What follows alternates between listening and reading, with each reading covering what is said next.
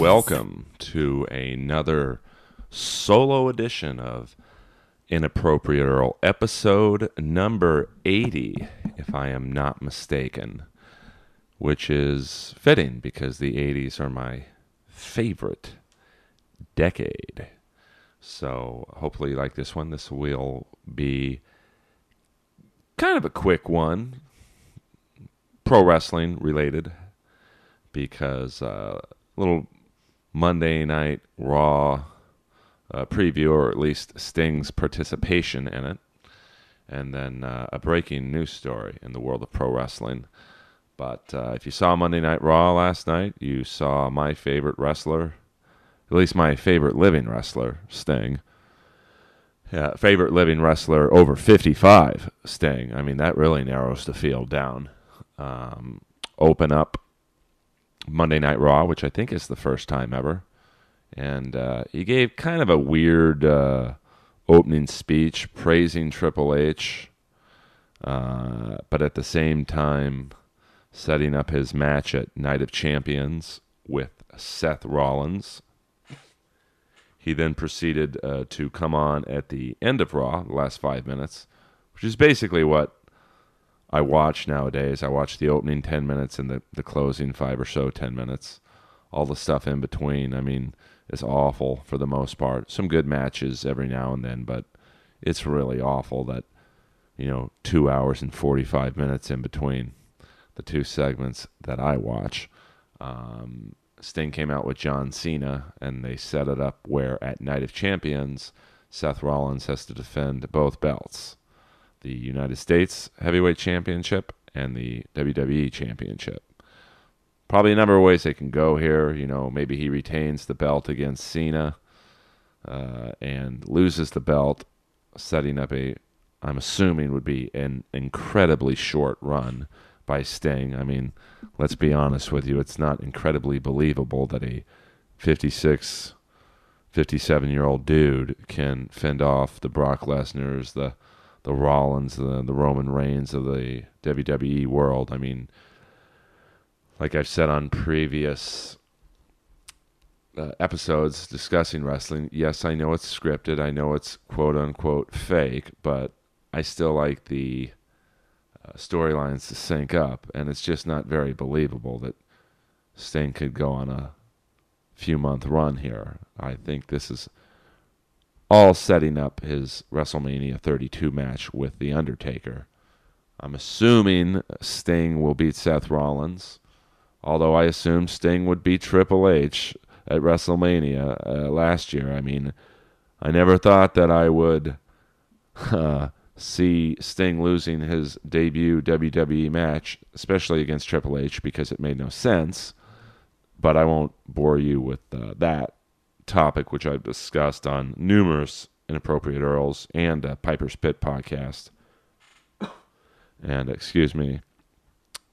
But, I think what's going to happen is Sting will win the belt. They might put him in a short feud with somebody else, or immediately against Seth Rollins at the next, 1 or 2 pay-per-views down the road.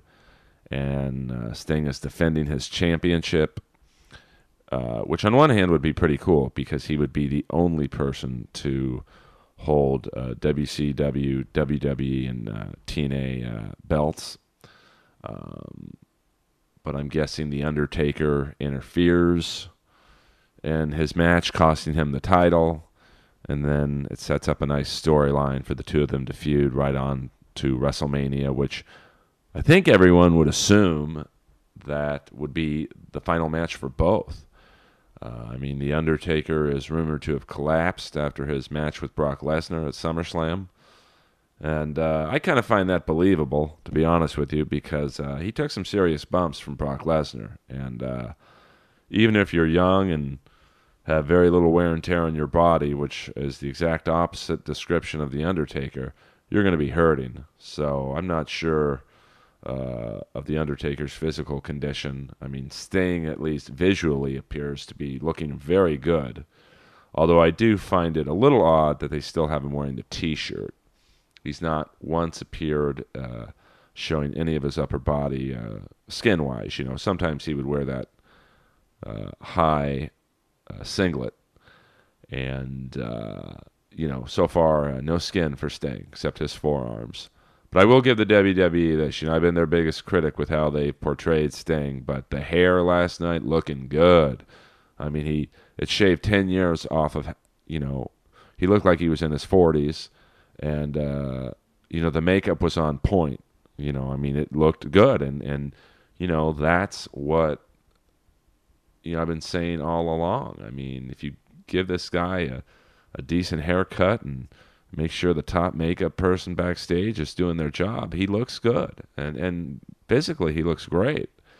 I mean, he's 56, but he's got a body as good as any 30-year-old working for the WWE.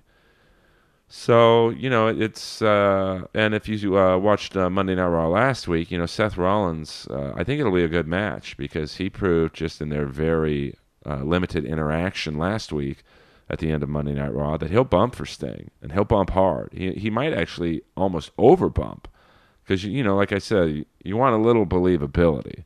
And when Sting clotheslined him out of the ring and Rollins did like some triple backflip into Triple H's arms, it reeked of that one video on YouTube where Shawn Michaels is overselling for Hulk Hogan because he was he didn't want to lose to Hulk Hogan, and Hogan said apparently backstage, "I'm winning this match." So Michaels decided to make a mockery of the match by acting like Hulk Hogan was shooting cannonballs at him the whole time. It's pretty funny. And, I think Rollins should probably tone down the selling, which I never thought I would say to a WWE wrestler, especially the last 5 years. There's not a lot of, Triple H, sells pretty well when he wants to. And, I think it'll be I'm guessing a 10 to 12 minute match. I mean, I don't know how long Sting can go for these days. I mean, you have to figure a guy in his mid-50s that, the one thing that's going to be hard for him is the cardio. But, I think you let Rollins do most of the running around and the high-flying stuff, and, you get Sting to do his basic 4 or 5 moves, the Stinger Splash, the Scorpion Deathlock, the Scorpion Death Drop, the chops, the Woo maneuver, and, it should be fairly entertaining, and I think the build-up would be pretty good. Although, I think Sting has a limited appearances contract, so, they got to be very economical, or else they'll have to pay him more. And let me tell you something right now, the WWE is tighter than a Jewish accountant at Passover, so, I'm guessing he'll be on TV maybe 1 out of the next 2 or 3 weeks, and then we'll see what happens at Night of Champions. But I can't wait for that. And, I know I said this is just going to be about 2 things, but, I brought up Hulk Hogan's name. He went on Good Morning America this week and begged for forgiveness, said that people change. And, Good Morning America is literally like the whitest show on television. I mean, it's whiter than albinos in Alaska. I thought that if Hulk Hogan really wanted to atone for his racist rhetoric, he should go on BET. Go on Al Sharpton's show. It's probably the first time I ever recommended anyone go on that show. That's if it's still on the air. I often wonder sometimes these shows on MSNBC and CNN, how they last. I think my podcast gets more views than those shows. But, I take that back. Unless there's a plane crash, CNN, they corner the market there. They get every fucking out-of-work pilot and person in the airline industry down there to, give their views. Half the time, I think these out-of-work pilots put the planes down themselves so they can get some more face time. But what the hell do I know? I watch Airline Disasters on, or it's actually called Air Disasters on Smithsonian Channel. Because, I don't know if I've ever really gone into this on any episode of the podcast, but I used to have at one time a very severe fear of flying, and I got over it eventually touring the world with Rob Schneider for 4 years, and by world I mean the United States and Canada. You just kind of get used to it, and you realize that the odds of a plane crashing are pretty low. But I saw this show one night, real late on Smithsonian channel, DirecTV. And by the way, you can't get WWE pay-per-views anymore in DirecTV. It's a quick programming note. And it was called Air Disasters, and I thought, wow, I'll watch all these. I guess it's been around for like 4 seasons now, so I watched every episode up till the current one, because I thought, what the hell? I have a fear of flying. I'll watch this. I guess it's not a documentary. It's like a weekly show on why planes crash. So I'll understand why planes crash and, just the incredible odds of it not happening. I mean, I could get on a plane tonight anywhere in the country or world, and the odds of me getting hurt going from my home to the Comedy Store tonight for roast battle are higher. Especially the drivers on the Sunset Strip after 10 p.m. when the booger sugar kicks in and the booze. But basically what Air Disasters does is they, with actors of course, show you why a plane crashed. They interview survivors if there are any, and they do reenactments of the actual crash based off the cockpit voice recorders. And there was this one plane crash, I think it was in San Diego, where the pilots were given clearance to take off on a particular runway, and they start. And something I never knew is that, once a plane goes past 140, I think it's 140 miles an hour, they can't abort the takeoff. They have to go, no matter what the circumstances. I'm assuming because the runway's just too short at that point, and if they hit the brakes, they'll end up in someone's living room. And believe me, I've had a few objects land in my living room, and they were usually invited over, if you know what I mean. Doing. So they started taking off, and there was a miscommunication between them and the tower, and there was construction on the end of this runway.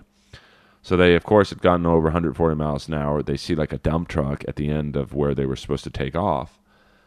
They do the takeoff. I think the wing hit the dump truck, and they go flying into a hangar to the left, and the plane starts to obviously catches fire. And the co-pilot says to the pilot, "Steve, I can't feel my skin. I'm burning alive." And then the recorder cuts.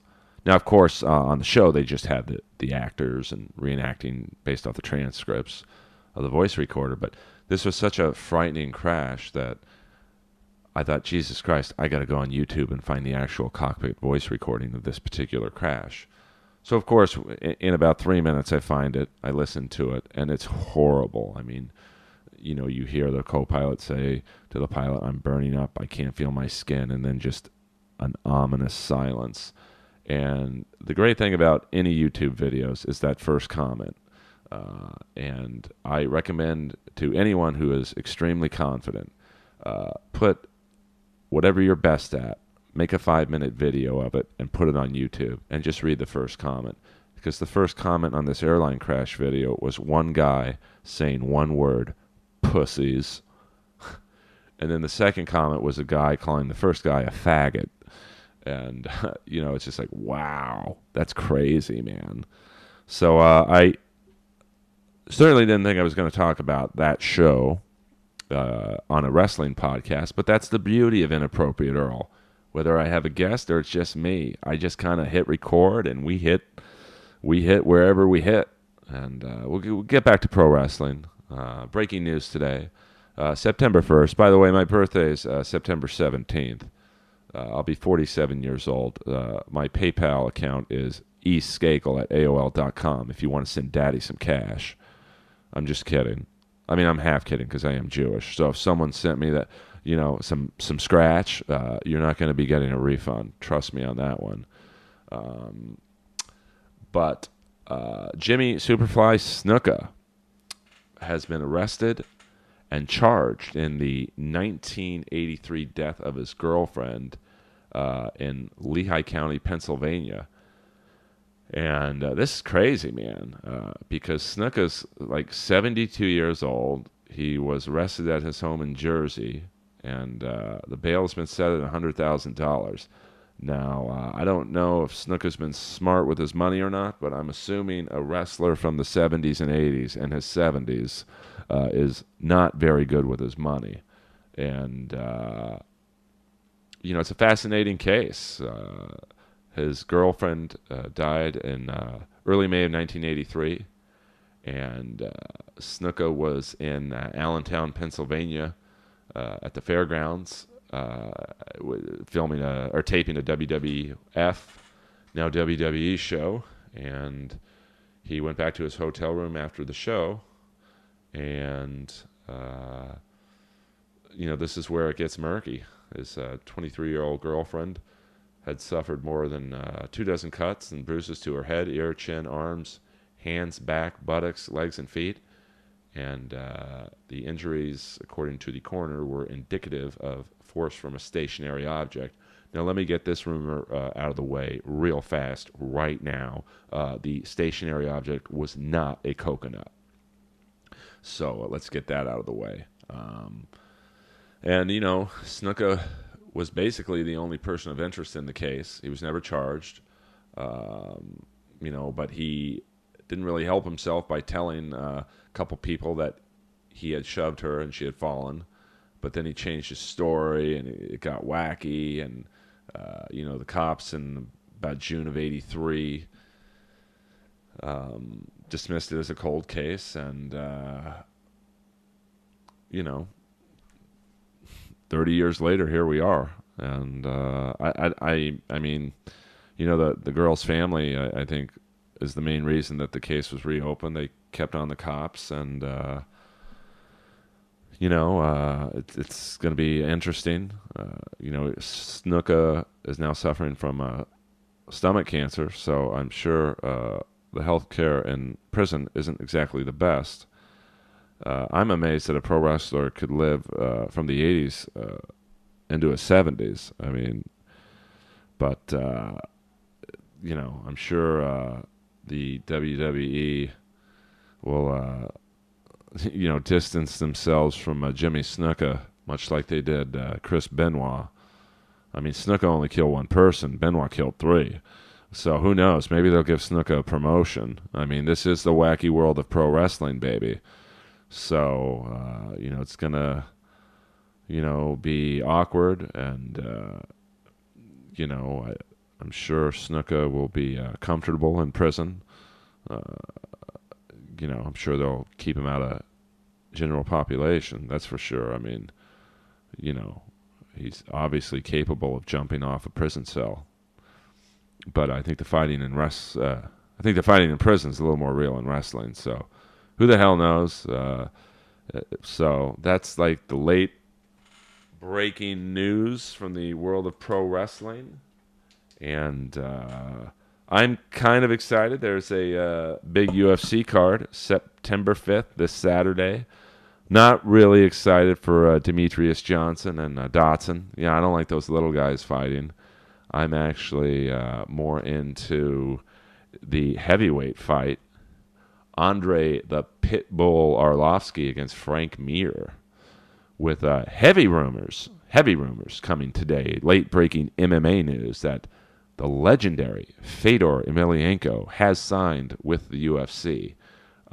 Although a lot of news sites have picked up this, there's no official word from the UFC, but I'm assuming that the winner of Mir and Arlovsky would possibly be the first, or maybe the loser would be the first opponent for Fedor in the UFC, which kind of was weird because last week Bellator announced that Fedor would be attending like their fan expo, and I think just people assumed, oh, he's going to sign in Bellator, get a few easy wins, and ride off into the sunset. But the more and more I think about it, I don't think he'd come back to fight in Bellator. He wants one shot in the UFC, and rumors are that he wants a rematch with Verdum.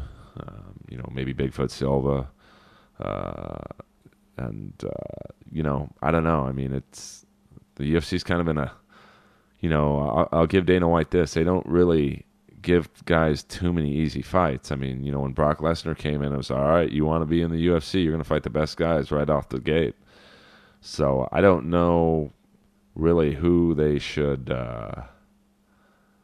put him against, because it's kind of like, do you put him in there against a guy like Todd Duffy and take the chance that he could beat a stiff like that, or do you give him like someone outside the top 10? I mean, I look at the top 10 right now in the UFC. I got to be honest with you, I don't see too many guys Fedor could beat, because Fedor kind of does that old school Gabriel Gonzaga style training of just training with your buddies. Well, that may have worked in Pride, where some of those fights might not have been 100% legit. I mean, I think most were, but I think Fedor was pretty much coddled in Pride. But the top 10 guys in the UFC, he's not going to be fighting any guys like Brett Rogers, who was flipping tires 2 years before that fight. I mean, real fast, the top 10 in the UFC right now are Cain Velasquez, Stipe Miocic, Junior Dos Santos, Fabricio Verdum, Frank Mir, Mark Hunt, Stefan Struve, Minotauro Nogueira, Arlovsky, and Jared Rosholt. I mean, just on that list alone, I say maybe he could beat Nogueira, because, Nogueira's, like 7,000 years old. I mean, he's only 39, but with the wear and tear on that body and face, I mean, he's pretty beat at this point. I mean, he's got Ric Flair's body with Robert Davi's face. Now that ain't a pretty combo. So we'll see what happens. But it will be pretty. To steal a term from the world of pro wrestling, I'll definitely mark out from the standpoint of, it will be good to have Fedor in the in the UFC banner. And, some rumors that he might fight on the Ronda Rousey card in Australia in November. In case you guys haven't heard the news, Rousey was supposed to fight in January against Holly Holm, but ruthless Robbie Lawler suffered a thumb injury. So his fight in Australia with Carlos Condit is delayed temporarily. And now Rousey is fighting in Australia. So that is going to be interesting.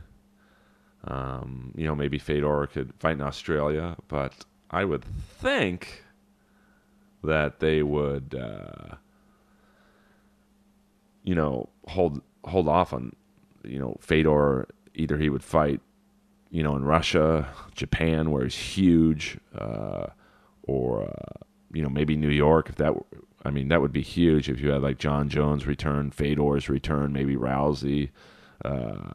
But who knows? I mean, that UFC 193 in Australia, it's a pretty good card, although I'm already marking out, because the co-main event is Mark Hunt and Bigfoot Silva, and a rematch in what might be the greatest 5-round, not just heavyweight fight, but 5-round fight ever in the UFC. If you remember their fight from, I think, 2 years ago, both guys ended up being so bloody you literally could not see their face. And Hunt won, but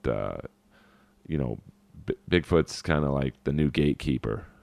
I think they want to see Mark Hunt get a win here, and even though he's like, I think his record's like 10-9 or something. He's very well liked, and I think fans like watching him. He's 10-9-1. I just looked that up, to be completely honest with you. But that's a good card, UFC, and UFC 193. And I'm also actually interested in UFC Fight Night, November 7th, Belfort and Dan Henderson headlining that card, and that's maybe the Battle of the Brain Damage. Maybe the winner gets a few extra years of no brain damage.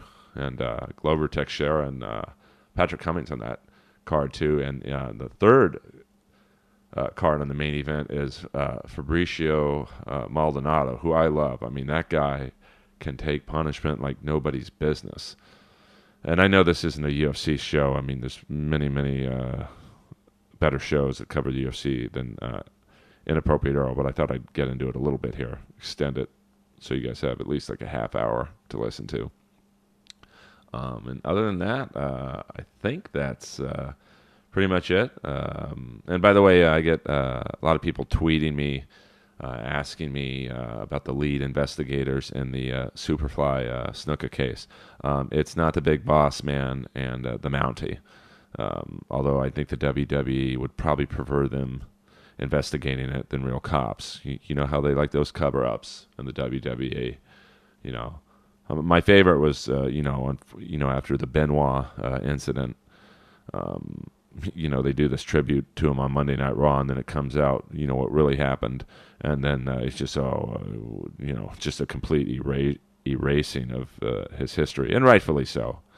They were pretty fast to erase Hulk Hogan, and although I think a good idea, and I think I might have brought this up on an episode of Inappropriate Earl, but if Hulk Hogan wants to get back in the good graces of pro wrestling fans, I think he should enter a Royal Rumble match, or you could just at WrestleMania have him do a battle royal with every black wrestler on the roster. Try saying that at 10 p.m. And that's about it. There's some brief entertainment news. A lot of racial stories in the news lately. Black Lives Matter. Well, of course Black Lives Matter. How the hell do you think I win my fantasy football draft every year? But White Lives Matter too. Of course White Lives Matter. How the hell do you think I win my NHL draft every year? Hey, anyone want to get in my WNBA fantasy league? There's one more spot left, and some good dudes are on the board still. Some of those dudes are pretty good players. But one racial story that I think is kind of funny is that actor Idris Elba, of course, Stringer Bell from one of my favorite shows, The Wire, he's rumored to be up for the new James Bond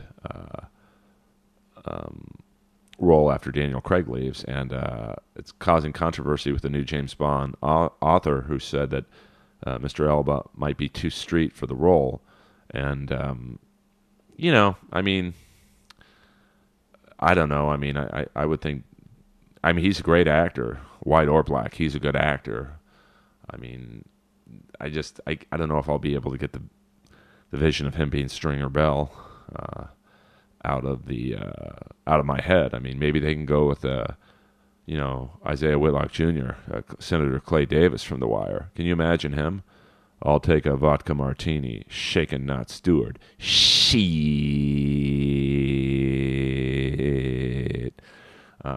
And that even brings the question to, would James Bond even drink martinis anymore? Would he order a martini, shaken not stirred, or a Hennessy on the rocks, hold the ice? What the fuck? I just stole a line from The White Shadow. If you remember the episode where Coolidge went to Hollywood to become an actor, and there's a big party up in the hills, and Thorpe goes up to the bartender and says, give me a vodka martini, actually, on the rocks, hold the ice. So, God, I miss The White Shadow. Hey, does anyone want to join my all Jewish sketch channel called JewTube? Hey, now I'm doing material. I'm bombing in my house. Great. I don't know, it's a wacky time in the world. Black president, now black James Bond. What the hell's next? A white cornerback in the NFL? Hey, everyone. McDonald's is now having an all-day breakfast menu, so now you can eat their shitty morning food all day. So, I hope you guys enjoyed this episode. It's kind of a wacky one. Just my caffeine kicked in. I had like 4 energy drinks today. The fourth one was, I drink Diet Rockstars. They don't pay me any money, so I probably shouldn't have said that. But I went to the gas station up the street from my house where I live just now, and they all know me there. I'm buying my protein cookies and energy drinks there pretty much every night. And I'm like, They were all out of Diet Rock Stars. They had no Red Bull. They had amp, but the refrigerator where the amps were was broken, so they were warm. So I'm like, do you guys have anything? He's like, well, we just got this new energy drink, and I was kind of, I was hurting, so I said, I'll take it. I didn't even look at what it was. He just gave it to me. I opened it up. I guzzled it down, and as God is my witness, it was an energy drink made by the company Extends. Now, if you are familiar with Extends and their other products that they make, they are a penis enhancement pill company. And the funniest thing was, I'm like, okay, what's the worst thing? I get some caffeine and a boner out of this.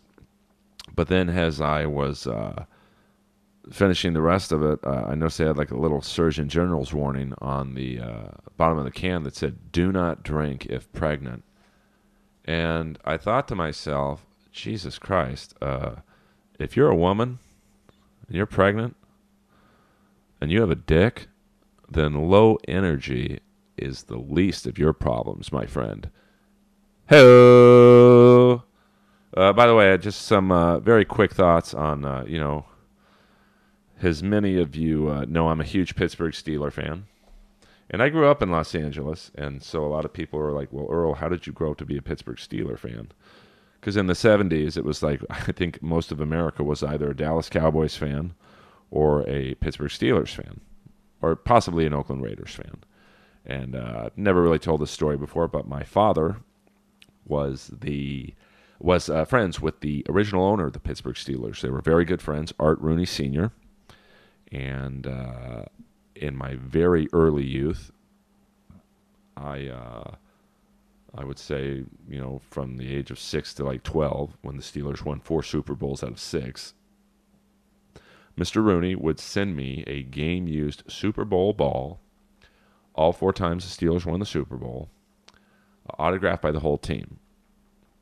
And, of course, I really wasn't into memorabilia. I didn't really grasp the gravity of what I was getting from a legendary sports owner.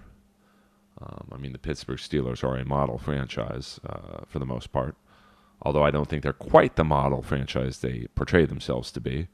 I'll get into that in a second, but I would literally take these footballs out of the box that was very carefully wrapped, and someone, I'm sure from the Steelers offices, was told, this is going to my good friend out in California, make sure this doesn't get a scratch on it, even though it was a game-used ball. And each time I would get these balls, I would go in the backyard. Now, I was raised 2 brothers, 2 sisters, so 5 kids total. I was the baby. But and I love my parents. They were awesome people. They died 2 months apart, so they really loved each other. But we were raised kind of like wolves. Once you figured out how to live your life, you just went off on your own. We rarely ate dinner together. I could probably count the family dinners we had on, 2 hands. But we all love each other. We're a very close family to this day. But, I almost was raised to a degree like an only child, So I would take these balls, and we had a brick wall in our backyard about 6 feet. And I discovered one day, I think through throwing a baseball against this wall, that if you stood about 5 feet from the wall, you could play catch with yourself. And so I would do that with these footballs. And I look back now and go, Jesus Christ, what the hell was I thinking? If you know anything about the Pittsburgh Steelers, they might have had the greatest collection of individual members in team sports history. Some might argue the Edmonton Oilers, But, the Pittsburgh Steelers, I think, had 9 to 10 Hall of Famers of their 22 starters. You had Mike Webster, the center, Lynn Swann and John Stallworth, the receivers, Terry Bradshaw, the quarterback, Franco Harris, the running back. I'm not completely positive, but Rocky Bleier might be in the Hall of Fame too. And then on the defensive side of the ball, I think you had 3 of the 4 members of the Steel Curtain in the Hall of Fame. Jack Lambert, Jack Ham, the linebackers in the Hall of Fame. Mel Blount, cornerback in the Hall of Fame. So you had I think 9 to 10 Hall of Famers autographs on each ball. And although I never would have sold those balls, I think to myself, man, how much would those balls be worth? And I got to be careful right now because, as many of you know, I live in a gay neighborhood, so I can't be really talking about balls too loud because it's so hot right now in California that I've got the windows open, so I got to keep it real. But the Pittsburgh Steelers have recently signed Michael Vick, the dog-killing quarterback from 7 years ago. And as many of you know, I have a dog. Her name is Lois. She's literally like 7 dogs in one. I mean, she's a little terrier. She's a Maltese. She's a Brussels Griffon. She's got the energy of a Jack Russell. I mean, I think Lois was literally conceived in a gangbang. But I love Lois. A lot of people don't know this, but I actually rescued her from Michael Vick's ranch. She was 12-3, lost her last 3 fights. Hey-oh. I'm just kidding, guys. Lois was 28-0. I don't adopt fucking losers. But it's tough, man, to root for the Steelers right now. I mean, you've got Roethlisberger being, let's just say having some sexual issues off the field. And okay, I can look past that. I mean, he can run the 2-minute drill pretty good. And I don't really believe that girl in Reno who said he raped her because, let me tell you something. I've been to Reno. You don't have to rape any girl there. And I don't believe that second girl in the college bar in Georgia that said Roethlisberger had 6 of his friends block the path of the bathroom door while he did whatever. A lot of people want to know who those 6 friends were. I can't tell you who they were, but I can tell you who they weren't. And that's the Steelers' offensive line from the last couple of years. Because if it was those guys, that whole fucking bar would have been back in that bathroom. But now I got to, root for Michael Vick, the dog killer. And if Roethlisberger goes down, it's like, do you root for the team or do you root for the individual players? And I was so pissed when they picked up Michael Vick. It's like all the quarterbacks that are out there that need a job, you got to pick this fucking guy. And then on his first play from scrimmage, he threw a 63-yard completion. I'm like, you know what? Killing 1 or 2 dogs isn't too bad. I mean, he treated the winners well. Hello. But that's what am I, Sports Center doing a 30 for 30 on the Steelers. But that's episode number 80 of Inappropriate Earl. I just wanted to get something out there midweek.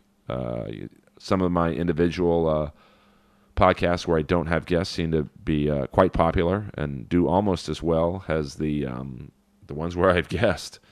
In fact, the second most listened to episode ever of Inappropriate Earl is my tribute I did at 6 in the morning on Rowdy Roddy Piper.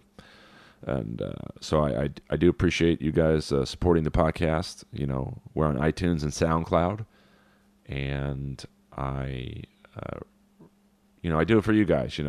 I've never made $1 off this podcast. I mean, eventually that's the goal. But, right now I do it for you. And so if you could please review it on iTunes, that would really help me out.